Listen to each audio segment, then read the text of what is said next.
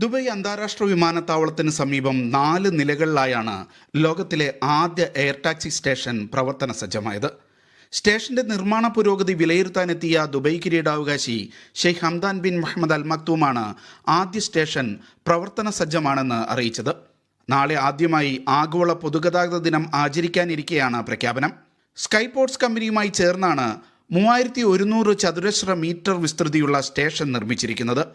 വർഷം 1,70,000 air taxi യാത്രക്കാരെ കൈകാര്യം ചെയ്യാൻ ഇതിന് ശേഷിയുണ്ട്.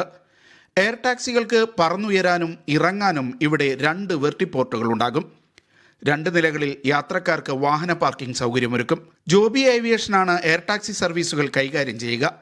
Down town Dubai, palm Jumeirah, Dubai Marina എന്നിവിടങ്ങളിലെ സ്റ്റേഷനുകൾ കൂടി സജ്ജമാകുന്നതോടെ ഈ വർഷം അവസാനം ദുബൈയിൽ എയർ ടാക്സി സേവനങ്ങൾ പൊതുജനങ്ങൾക്ക് കൂടി ലഭ്യമാകും.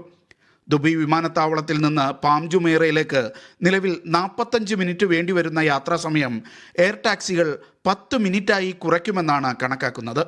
Media 1 Dubai.